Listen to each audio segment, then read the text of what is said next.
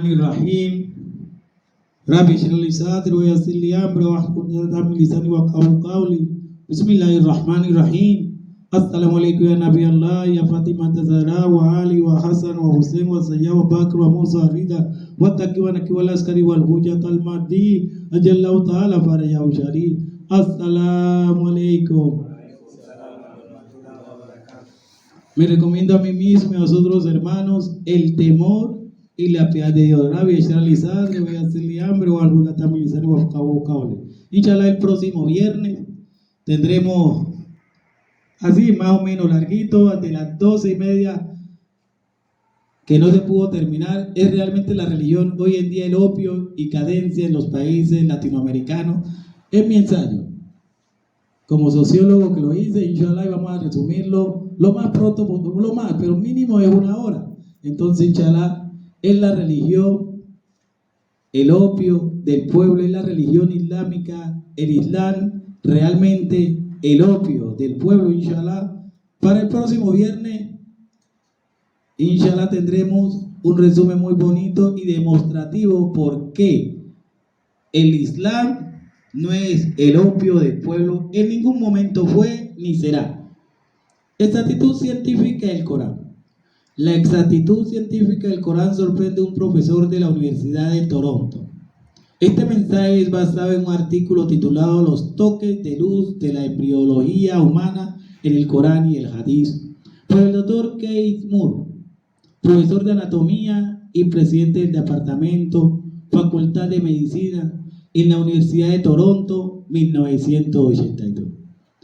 El Dr. Moore precisa que el estudio de cómo el embrión humano se convierte en la matriz de la madre no podría progresar perceptiblemente sin el uso de microscopios.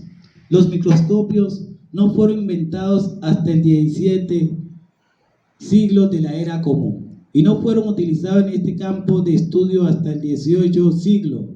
Por lo tanto, cuando el Dr. Moore estudió ciertas declaraciones en el Corán sobre este tema, él comentó: yo fui sorprendido sobre la exactitud científica de estas declaraciones que fueron hechas en el 7º siglo de la era común con el Sagrado Corán. El Corán en el capítulo 39, versículo 6, indica que Dios nos hizo en las matrices de nuestras madres en etapas.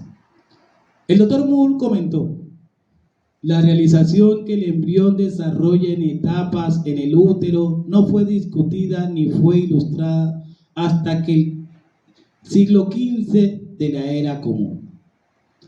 Las etapas de embriones humanos no fue propuesto hasta los años 40 y las etapas utilizadas hoy en día no fueron adoptadas por todo el mundo hasta algunos años atrás. Además, él dice: la idea que el desarrollo resulta de un plan genético contenido en las cromosomas del ovario no fue descubierto hasta el final del 19º siglo.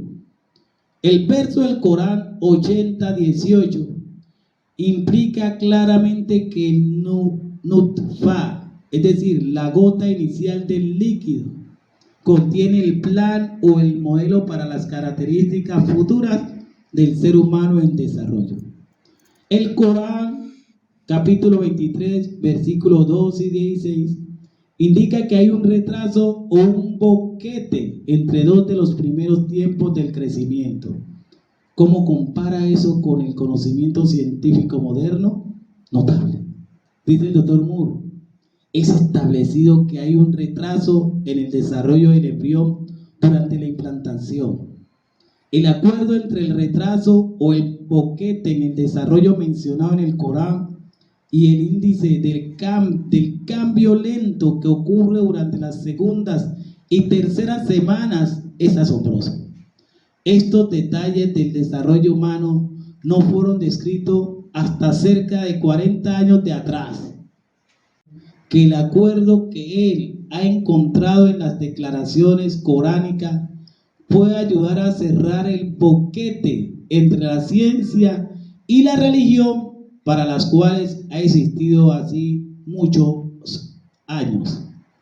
Esta evidencia demuestra que el Corán debe ser de Dios como reclama. El Corán dice que usted y cada ser humano debe considerar este libro con cuidado. Si cualquier persona, con excepción a Dios, usted habría encontrado mucha discrepancia en él. Sura 4, aleya 82. Salawat. Allahumma salli ala Muhammad wa En ali. todo el mundo, analicémoslo, no tiene creencias totalmente, no, de Dios de ese sentido no. Él dice que cuando él empezó su parte científica, él tendría que alejar totalmente por lo que había aprendido, de que si se unía la parte de los libros sagrados que le enseñaban con la ciencia, no se podía mezclar. Es como ahora dicen que no se puede mezclar la religión con la política, porque son dos cosas distintas. Pero es que con la politiquería no se puede mezclar.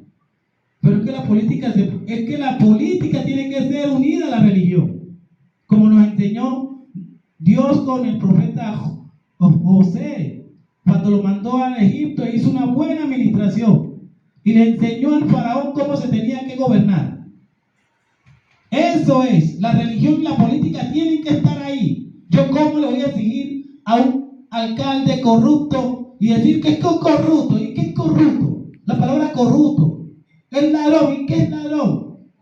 Esos principios éticos y morales se aprenden con la religión. ¿Qué le piden a porque sacó un muy hermoso eslogan, le pedirle derechos de religión? Si usted nunca lo vio a él en una sinagoga, en una iglesia o en un templo religioso. ¿Por qué le pide a él que sea honesto, sincero, leal? Si él nunca fue y se le mostró que era creyente. Entonces la religión realmente, cuando uno le dice sea justo y equitativo con su pueblo, tiene que hablarle de Dios. Así mismo la religión y la política es igual como la ciencia. La ciencia también tiene que estar unida con la religión. Cuando nosotros decimos que está hablando de ciencia, pero no de religión, hay un defecto. Entonces Dios no es ciencia, pues. Lo que nosotros vemos es esa actitud del ser humano que es ciencia. Es ciencia. Si un libro sagrado nosotros no podemos recurrir a la ciencia, entonces el libro tiene problemas que un hombre lo tocó y no Dios divino. Por eso Dios en el Corán dice, lee. Ikra, lee. Tenemos que leer el Corán. Y se presenta el Corán como un libro de ciencia. Cuando apareció el Corán, empezaron los científicos a evolucionar. Cuando empezó la verdadera Biblia, empezó los grandes sabios a evolucionar. La ciencia, la civilización empezó con el Corán, con la Biblia, con los libros sagrados. ¿Por qué estamos alejando los libros sagrados con la religión, la ciencia allá y los libros sagrados acá? Los científicos acá y el otro acá y la religión acá. No, la religión no se puede conectar con la política, tampoco se puede conectar con la ciencia. Libros sagrados que no están acorde con la ciencia, no es un libro que ha sido de 100% de Dios. No puede ser.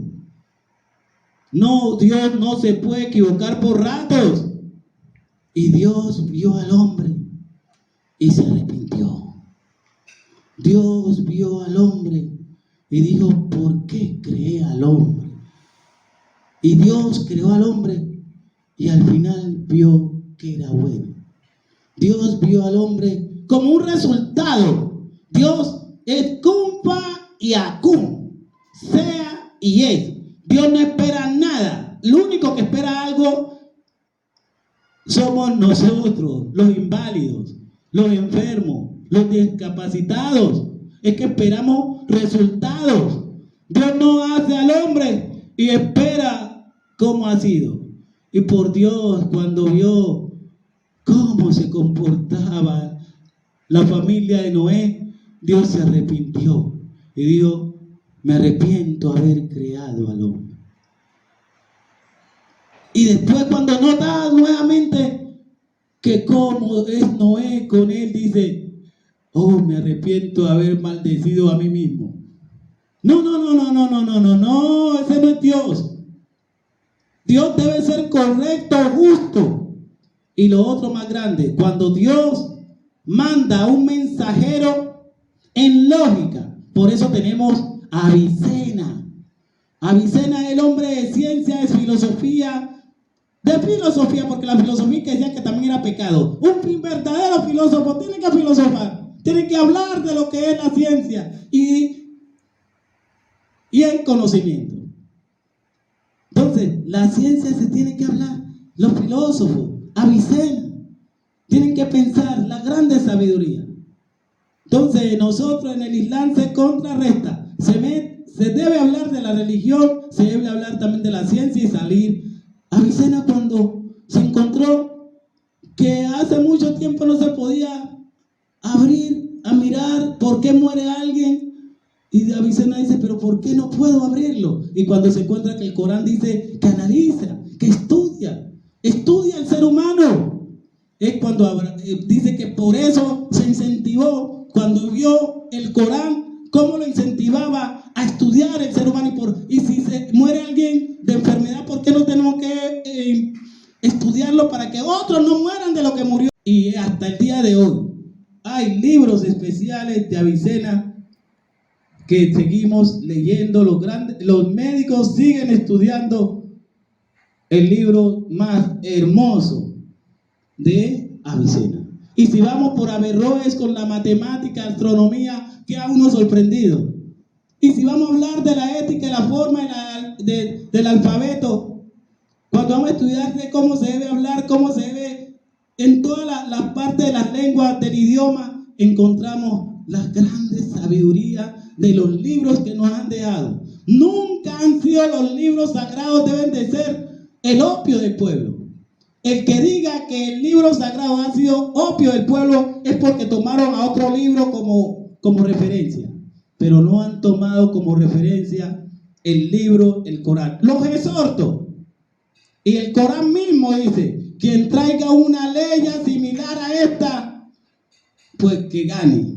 Que haga una similar a la que yo hago. Quien traiga, dice, un capítulo, después una ley, después dice, tráigame un versículo que se hable del Corán igualmente y lo compare, y si se ha equivocado, con libros sagrados. Es decir, que si yo coloco y empiezo a estudiar un libro sagrado, cualquiera, y digo, y Dios creó el cielo, la tierra, tal, y vio que la tierra no había nada, era vacía.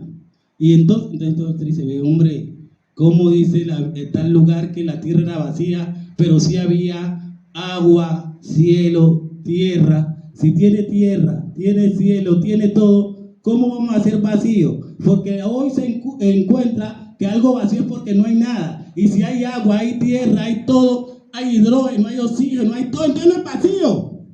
Eso comparen el Corán si se equivoca de esa forma. Yo lo digo en ese sentido, está capacitado, hay libros para colocarlo frente a la ciencia. Muchos decimos que no. Es que hasta ahora, hasta en la parte filosófica, uno se ríe de algunos libros. Parece libros que solamente lo que le dan es acetaminofén en cada momento, como cuando uno se ríe en los chistes. ¿Qué le damos? Acetaminofén. ¿Qué le damos? Si le duele la cabeza, acetaminofén. Si le duele la barriga, acetaminofén. Si le duele tal cosa, acetaminofén. Pues así mismo estamos en el libro sagrado. Dicen, ¿y quién iba a sacrificar? Cuando Abraham iba a sacrificar a su único hijo, ¿quién era? Isaac. Y cuando él sacrificó a ese hijo y miró al frente y dio gracias a Dios, y de esa gracia a Dios por haber sacrificado a ese hijo, ¿a quién le dio gracias a Dios? A Isaac. Y cuando Abraham iba a hacer la circuncisión, y cuando tenía 99 años, porque ya a los 83 años iba a sacrificar a su hijo, después a los 99 años iba a tener a su hijo. ¿Quién era ese hijo? Isaac. Es lo mismo que acetaminofén, lo mismo.